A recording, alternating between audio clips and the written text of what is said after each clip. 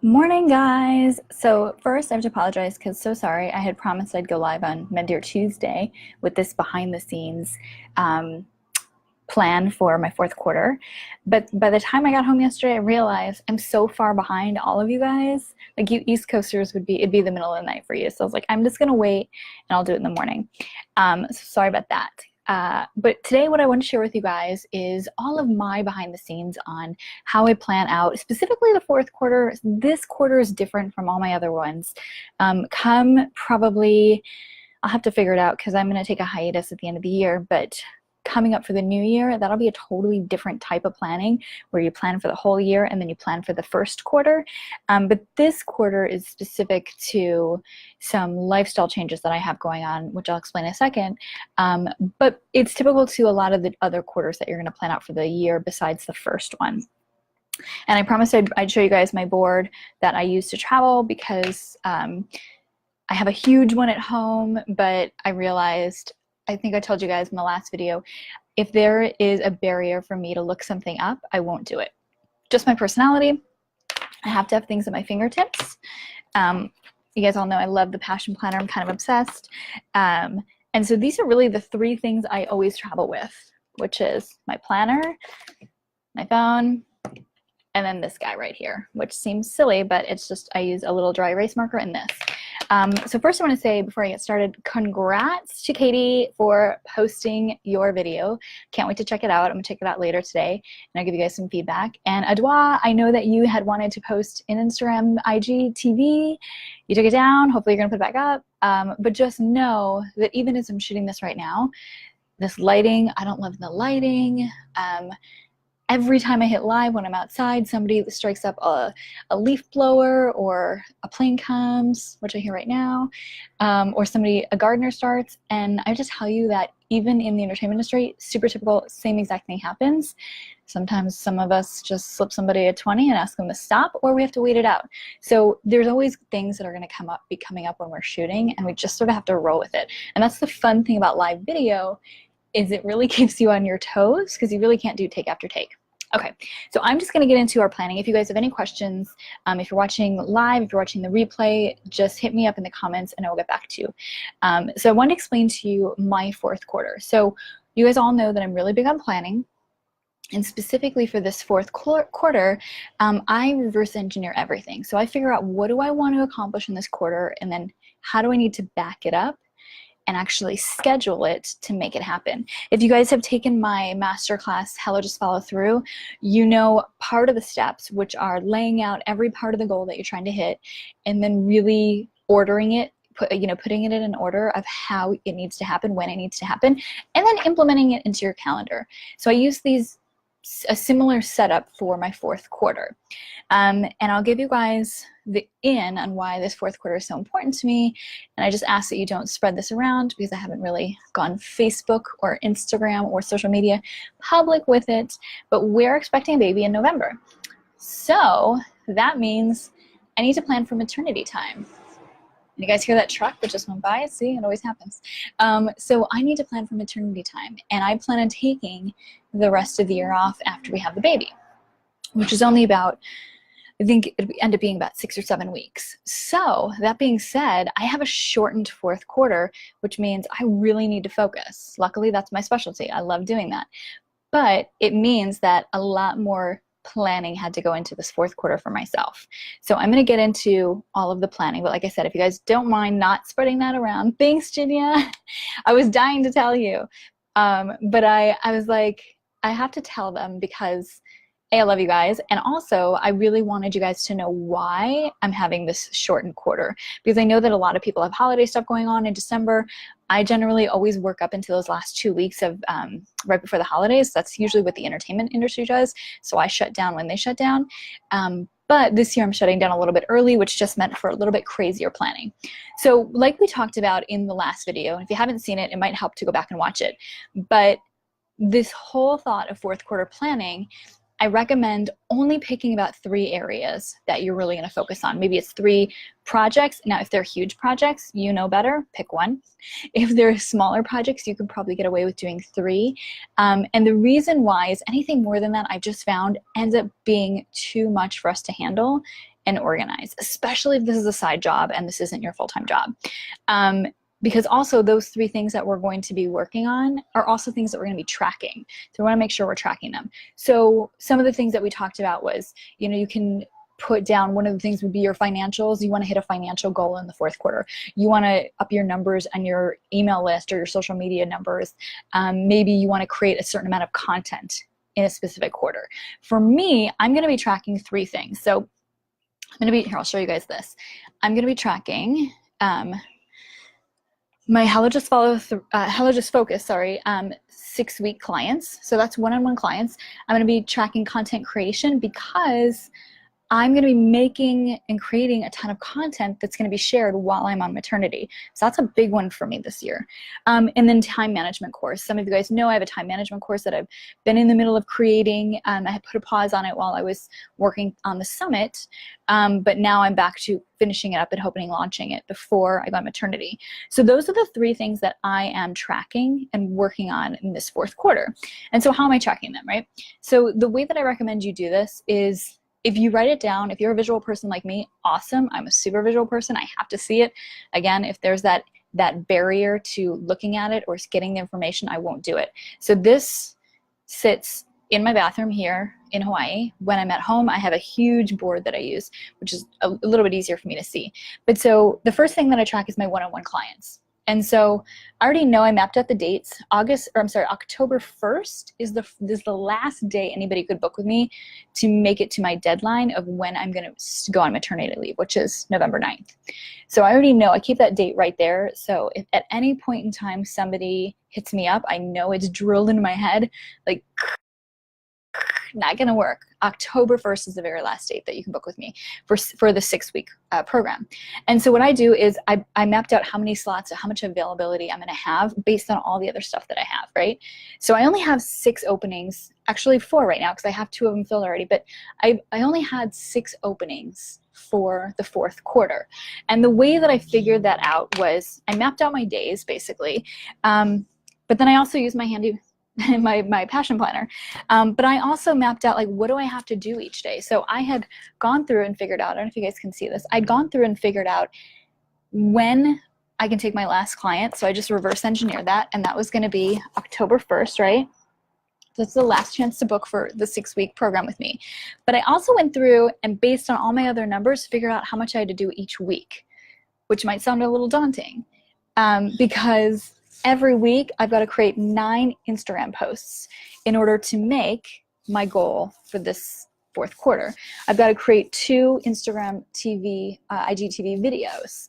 I also have blog posts that I have to write. So that's how I came up with the number of how many one-on-one clients I could feasibly fit during these during this 4th quarter before I go on maternity. So what I do is I track them, and as people book and as I get their payment, as they say, "Hey Jack, so good to see you on here." I'm talking all things nerdy 4th quarter planning. But so what I do is I lay out how many spots that I have open, and that way at a glance I always know I can't take any more. I'm at my max. Unless I'm going to drop something here, which I really don't plan on doing, once these spots get filled, then I know, okay, I'm done with one-on-one clients for the rest of the quarter. The next thing that I track is content creation. So Jack, I just sort of totally dropped a bomb on everybody that I'm expecting a baby in pregnancy brain, end of November. So I'm going on maternity leave starting November 9th. And so I backed everything up into what needs to get done before then. So while I'm on maternity, I'm going to be pushing out Instagram. Of course, I'm probably going to be pushing out some more in the moment Instagram posts, but I generally do all my Instagram posts ahead of time. I do all my blog posts ahead of time, and I sort of batch content. I think you guys have heard me talk about that before, just so I don't have to think about it in the moment, because it will take me an hour to do an Instagram post if you let me take an hour to do it. So I do it all ahead of time. But so between now and when I go on maternity, I want to have 36 Instagram posts set and ready to go while I'm on maternity. So what I do is I put the number there and then I track it as I go. And every day this will be like 4, I'll do 4 today, I'll do 6 tomorrow. And so I'll just keep adding that up. And once these numbers match up, then I'm done. I know I don't have to touch Instagram again. Same with blog posts. I've got 7 blog posts / newsletters that I'm going to do before I go on maternity. So I know that I need to put those are in my calendar now, but I know I need to do those. So as I do them, I'll knock them off. And then same with IGTV, 7 of those. Now this last one, I'm tracking time management course. So I'm creating this time management course. And basically, I know that I've got 3 videos, 1 workbook, 1 live video that I'm going to do. What I need to do with this is I need to schedule it out in my calendar, obviously well before November 9th, because I want to make sure that if there's any questions, I'm still available. Thanks, Jack. Jania, so how much are you blogging weekly? So I only blog once a day. I'm sorry, I only blog once an hour.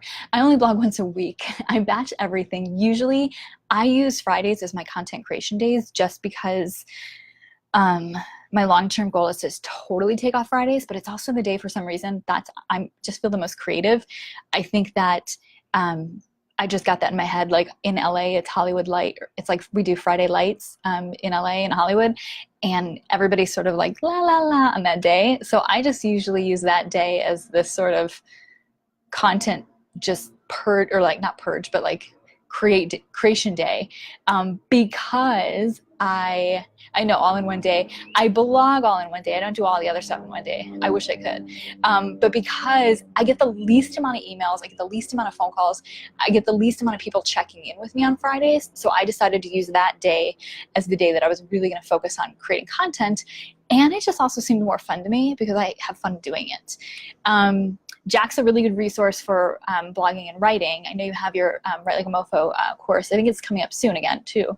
But one of the things that I found that helps me, because I am maybe a type A perfectionist and do that a lot with writing, I found that I'll churn out 4 or 5 drafts, real shitty drafts, right? I'm a stream of consciousness writer. I'm also a backwards writer, which is difficult. If you don't do it, it may be difficult to understand, but I write everything backwards. I don't know why, it just happens. So I stream of conscious, write everything down, and I'll do that for quite a few blog posts. And then I will go back, reorder everything, and edit it. So I may not get, 4 or 5 total blog posts done in a sitting, but I'll get 4 or 5 drafts. And they make real shitty, like really shitty. And I'll try to just go back the next time and edit them down. And then I'll have taken basically 2 passes, in essence 2 days, writing 4 or 5 blog posts. And Jack says, yes, it's writing a feedback session. Oh, yay! Shitty first draft, yep. Somebody had asked me earlier, how do you know when you're done? And I'm like, you just have to give yourself a deadline, because like, if you give yourself no deadline, you can always tweak and edit and tweak and edit. Way back in the day, I was writing for some sort of online, I don't even remember the name of it. I was writing for an online resource, mainly career coaching, and it was so buttoned up in corporate, and I don't speak buttoned up in corporate, and so it was a struggle for me. So it would take me like 6 months to do 1 post because I just kept tweaking and tweaking and tweaking. So if you don't give yourself a deadline, you're just gonna keep tweaking it. Same with like in TV, the editors, we all have deadlines, because the editors would just sit there all day and color correct, change the story around, change what this person said, change the shot, and we never get anything done and just waste a ton of money. So definitely give yourself deadlines. That really helps. Okay, so for planning, if you guys are trying to plan, like I know some of the stuff that I talked about, if you're trying to plan your social media, you are really looking for the 4th quarter, you want to grow your social media. Maybe it's your Instagram or whatnot. What's really helpful, and I've done it in the past, is I'll put my Instagram here. I'll write Instagram, let's see, Facebook, private Facebook group, and I don't really care about Twitter anymore, Pinterest. So I'll put the numbers of where I'm at. So like here would be whatever my current following is. And then here would be where I end up. And I've seen other people do it where you log like what your goal is, because you want to put that out in the universe, right? So if I want, and we all know that, and I should say this, we all know that it doesn't matter what our numbers are. You could have 10,000 followers, but if you don't have the engagement, it doesn't really matter. But if your goal is to get 10,000 followers on Instagram, you could put 10,000 there. So every day you see that, and you're just sort of putting that out there in the universe. I do it in actual numbers because I like to see real life data, and that helps me too. But what also helps is it triggers every morning when I see this, and I know I'm posting and I'm putting stuff out there and I'm creating content, but I see this and I'm like, oh shit, I got this goal this month, or this quarter that I wanted to make sure I hit. I better get on that. So I don't know if you guys have ever done this, but sometimes it'll be in my calendar, it'll be on my to-do list, and then something will come in and take priority and precedence, and then I end up not doing it. So this is just a big reminder for me of, okay, what next? I gotta focus on this, I gotta focus on this. So whatever it is you're working on, what really helps for me is reverse engineering it. That's how I ended up with my dates of like, when is the last time that I could take a client, or when is the last time I can, you know, get a speaker for the summit. You guys saw my behind the scenes on that. We had somebody come in at the like 19th hour because we had such a weird time difference. They were in Italy and I was in Hawaii. And so if I, you know, when I do that again, I should say, because I plan on doing it again next year, I will definitely have reverse engineered that better, because that was a great learning lesson for me in making sure I stick to those deadlines, because it put a shit ton of stress on me to try to edit it and make sure that everything was up and running just for that last day, for that last interview. But so this is how I really do my most planning, and this one's a little different, like I said, for me, because it's a shortened one. I may go into having a little bit more detail on some of the other plans that I have when I do other quarters that aren't shortened, but for this one, I know what I'm up against. I'm also in the 3rd trimester of this kid. We're also in Hawaii, having to travel back home, and so I know that my schedule is going to be a little tight. So I didn't put a ton of stuff on here, but I usually only do try to track 3 things and try to set out 3 main goals for each quarter. And I find that when I do that, I almost always nail them, and I can hit in a timely manner, as opposed to there's always something left over that I didn't do. So I'd love to hear what you guys are working on, what your goals are for the 4th quarter. I know a lot of people end up taking this time off a little bit because we have so many holidays coming up, or they decide, I'll just start again. I'll start fresh for the new year. I really like to finish the year strong as much as possible. One of the things that I learned on my first, I just had a baby in 17 months ago. And one of the things that I learned was I really needed to plan vigilantly with my time leading up to it, because I wanted to take a maternity. I thought it was only going to take, I thought it was going to take a 6-week maternity. I think it ended up taking like 8 or 9 weeks, and I wasn't prepared for that. And so I didn't have content to be putting out while I was off. And that put so much stress on me while I was off, because I hadn't had anything to go out. Nothing went out in weeks, because I'd used up all the content that I'd created out of my like content bucket. And so then I was stressed, like, oh God, I gotta get back out there. I haven't told people that I'm, you know, not back to work yet. So this time around, I'm trying to really plan much better. So hopefully that helps you guys in your planning for the end of the year. All right, you guys, thank you so much for joining along. So good to see you, Jack. So good to see you, Ginia. I'd love to hear how much you're blogging, Ginia. One of the things, and Jack can talk about this too, is for me, I'm a big fan of reusing content. I think I've done a Facebook Live in here about that. Sorry, just spit all over the place.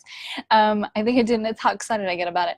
I think I did a Facebook Live about reusing content before, and what I like about it is you don't have to reinvent the wheel every time.